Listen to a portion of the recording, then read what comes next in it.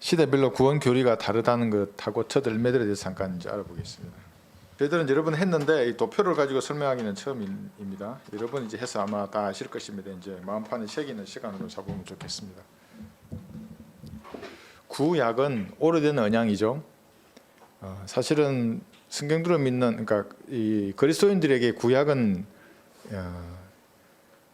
아무런 상관이 없습니다. 우리하고는 구언약들입니다. 율법이라든지 뭐 동물의 피로 죄를 용서해 준다는 이건 우리랑 상관이 없는 거죠.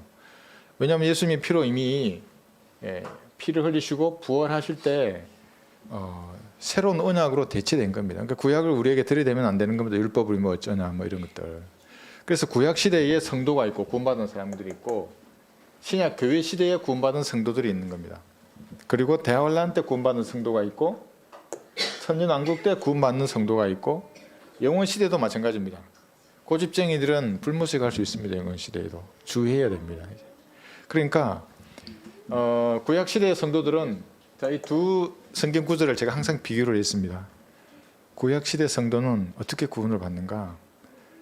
창세기 15장과 22장의 예를 들었던 겁니다. 창세기 15장에서는 아브라함이 하늘의 별을 쳐다보고 있을 때 아무런 행위도 없는 겁니다. 하늘의 별을 쳐다보고 너의 자손이 저 별들처럼 많아질 거야. 그러니까 아브라함이 네 하나님 감사합니다 하고 믿었던 겁니다. 그게 어려 여겨진 겁니다. 어렵게 되려고 그러면 10년의 시간이 걸렸던 겁니다. 어떤 시간입니까? 그게 행위가 필요합니다. 그동안. 그리고 마지막에 이삭을 제물로 드릴 때에 아브라함이 어렵게 된 겁니다. 그러니까 구약에서의 구원이라는 것은 아무도 확신할 수가 없습니다. 여기 구원에 확신을 못하는 겁니다. 왜냐하면 내가 행위로 어떻게 될지 모르는 겁니다. 내일은 구원을 잃어버릴지 않을지를 모르는 겁니다. 잠시 후도 모릅니다. 사실은 구약 성도들은. 범죄할 수 있는 겁니다. 아주 조심해야 됩니다. 그래서 아브라함이 이삭을 제단에 드릴 때에 어렵게 되었던 그것을 야고보서 2장 21절, 23절, 26절에서는 행함이 없는 믿음이 죽은 믿음이라고 하는 겁니다. 이삭을 제물로 제단에 드리는 행함이 있어야 어렵게 된 겁니다. 구약시대 성도는. 이것을 잘 모르면 이제 여기 나와 있는 믿음하고 여기도 믿음이 필요했죠. 별을 쳐다본 믿음, 이삭을 제단에 드리는 믿음. 이 믿음하고 교회 시대의 믿음하고 헷갈려 버리면 이제 지옥에 갈 수 있습니다. 왜 그러냐 하면, 왜 헷갈리지 말라 그러냐면 성경을 우리에게 주신 이유는 교리를 위해서 첫 번째 목적을 주신 겁니다. 교리와 그럽니다. 한번 펴볼까요? 디모데후서.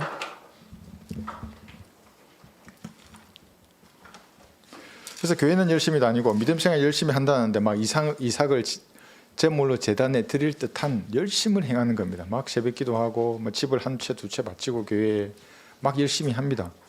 근데 그 행함이 교회 시대는 물론 하나님 알아주시죠. 구원받고 성경들을 믿는 교회를 열심히 섬긴다는 것은 알아주시지만 그 외에는 무관합니다. 디모데후서 여기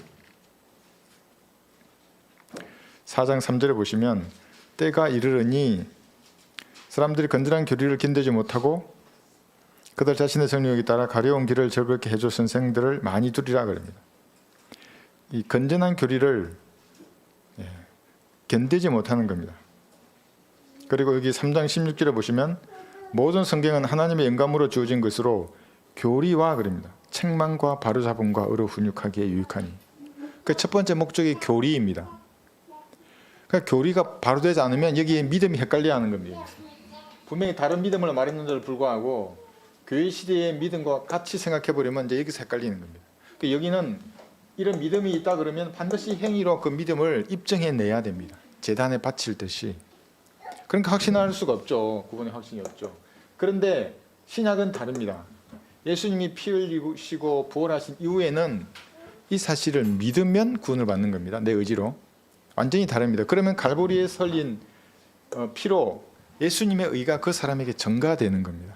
여기는 전가가 없죠. 여기는 행위로 끝까지 뒷받침해야 됩니다. 믿음. 그 신약은 전가되기 때문에 구원이 영원히 보장됩니다. 그 의가 갔다가 뺏지 않습니다. 신약 시대에는 다르죠. 그래서 여기는 구원을 확신할 수 있습니다.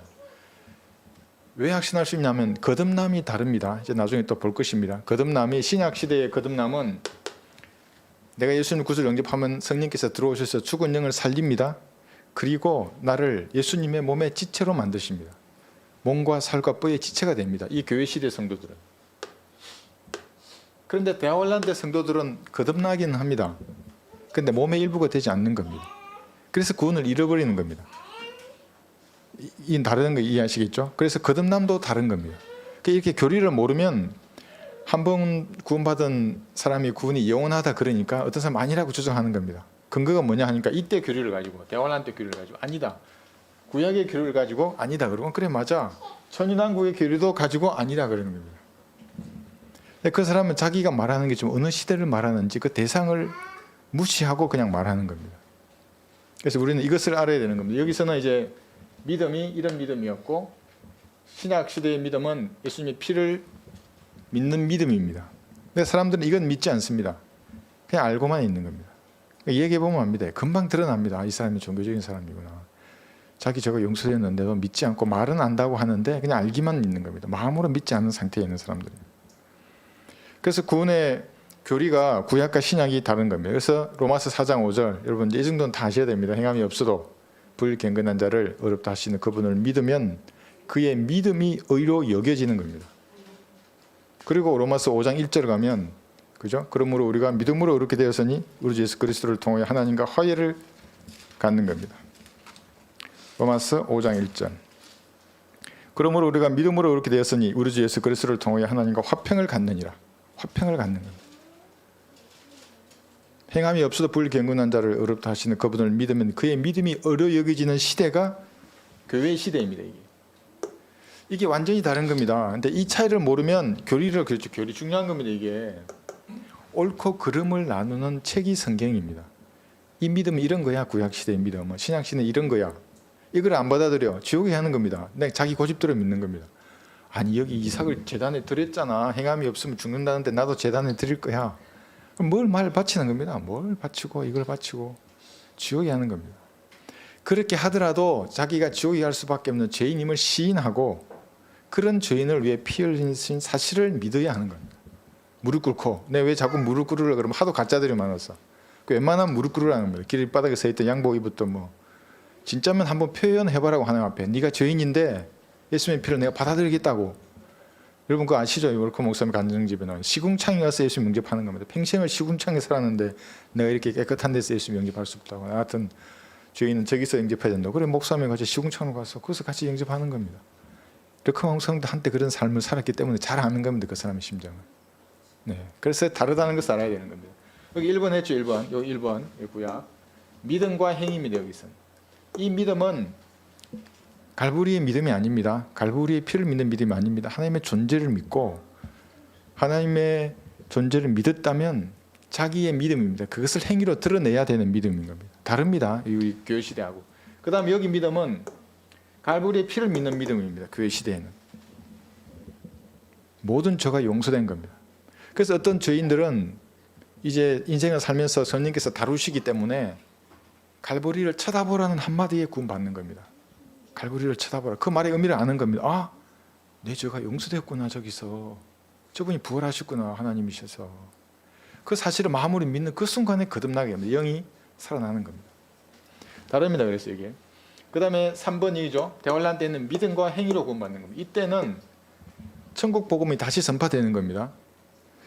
회개하라 천국이 가까이 왔느니라 외칠 수 있는 시대입니다. 그런데 지금 외치면 저주받는 사람입니다. 구원받지 않은 사람입니다.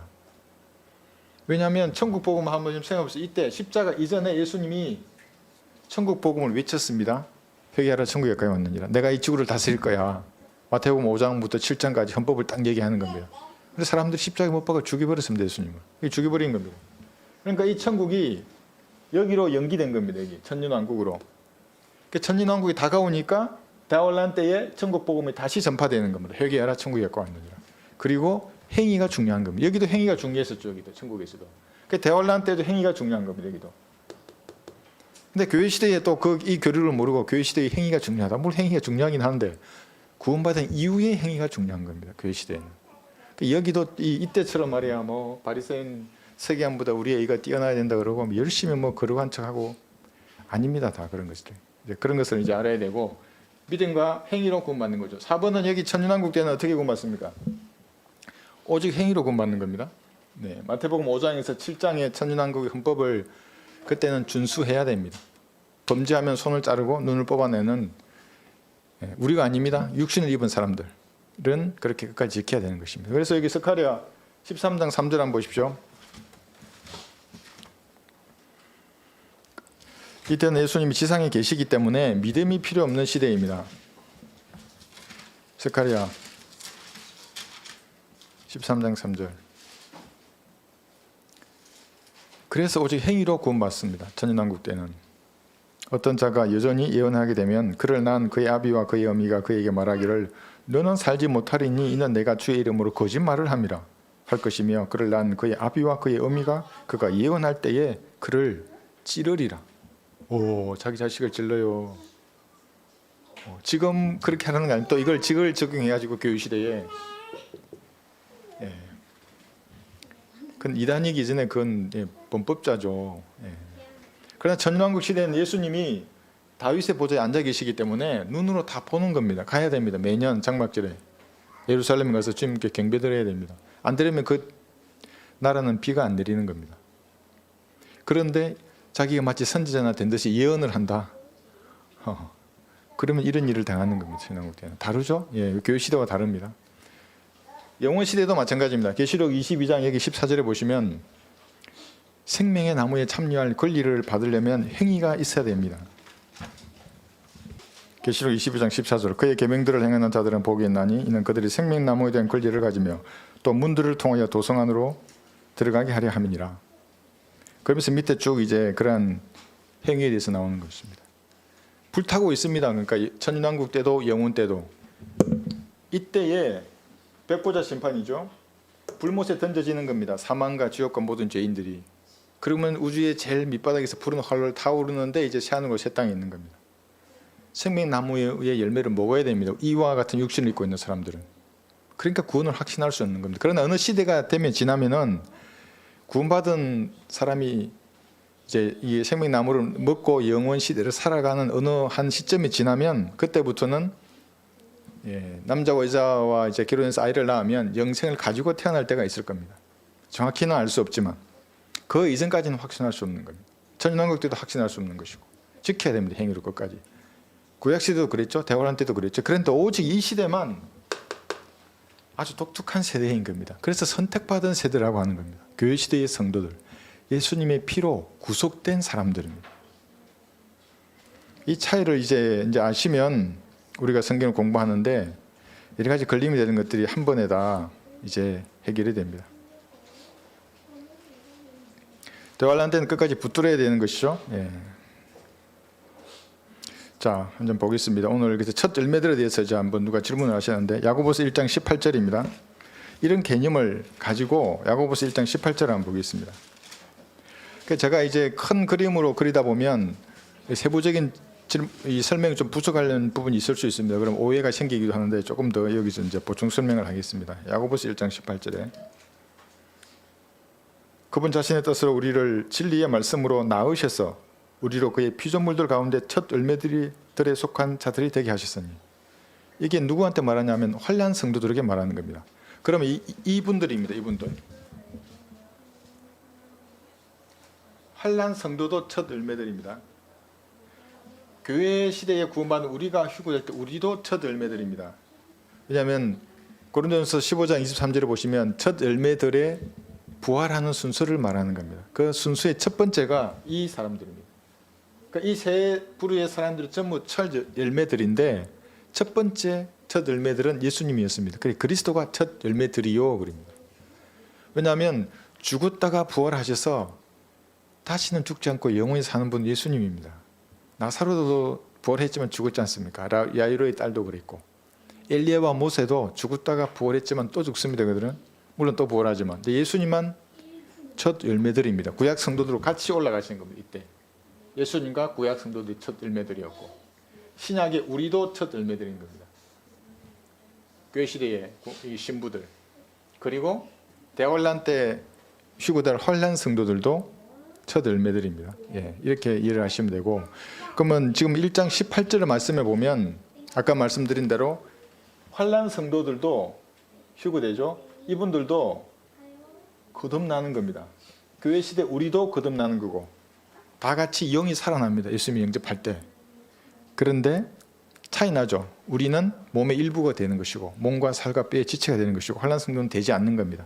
그러니까 표를 받거나 적그리스도에게 경배하거나 그 다음에 황금률을 지키지 않으면 구원을 잃어버리는 시대가 대환란입니다. 그렇죠? 이렇게만 이제 이해하시면은 첫 열매들에 대해서는 이제 다 이해를 하셨을 것입니다.